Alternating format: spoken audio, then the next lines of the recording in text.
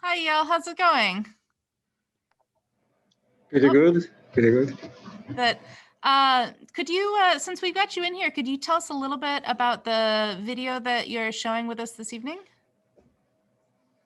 Yeah, sure. So thank you for having me in this very interesting exhibition. So as people probably know, artificial intelligence and deep learning is very popular today. And unfortunately, sometimes these terms are misused.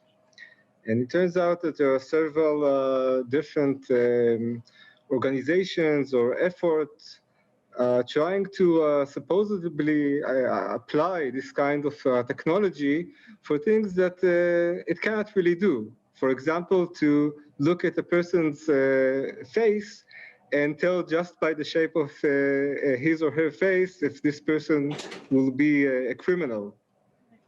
So unfortunately, there are two Israeli startups doing, presuming to do things like this, and of course, this is a very sad story, especially because of the history of the recent history of the Jewish people. And in this video, I intervened in a talk that the CEO of one of the companies gave. This talk was actually, and very unfortunately, one day after the Holocaust Day in Israel. And someone from the past, as the CEO defined it, came into the chat and asked if maybe this technology could be used to catch a different kind of criminals or people that were considered criminals at the time. And in the larger context, I think this, all the communication we have now is moved to Zoom, a lot of the human activity. And as an artist and also as a machine learning person, I'm trying to find the ways to express myself in these constraints of online communication. And I think you can still do interesting stuff also in Zoom. So please go ahead and watch the video. Yeah, the video is fantastic. It's also, and I'm so glad you brought up these excellent points about the sort of not just using technology to sort of like quote unquote detect criminals. One of the speakers who'll be here at around 7, Minneapolis, where the IA and IDH are based, just passed a facial recognition ban in policing. So one of the things that sort of we've been talking about quite a bit is the fact that the AI will often misidentify people of color at an extent. Do you know what the rate is on that? Dr. McCain, the rate that the algorithms misidentify people of color? Is a lot. Is a lot, apparently, is the technical term that we're working with.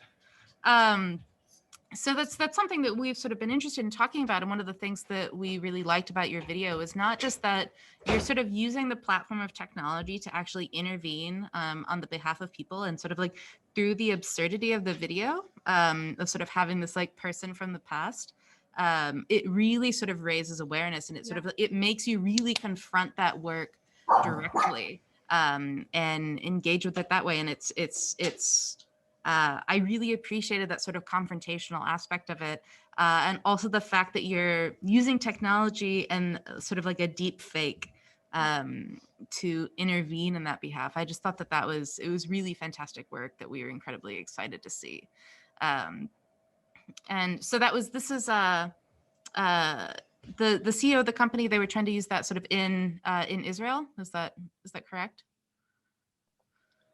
Yeah, so supposedly they claim that using this technology they can reduce the risk for loans, for example.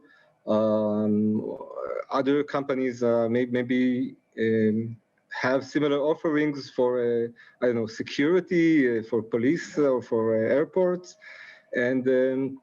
and of course, this is very problematic because anyone with some common sense can understand that the human face does not contain by itself the signal to tell if someone will be a criminal or not. This is not scientific. This is pseudoscience. This is similar to the science that the Nazis used at the time.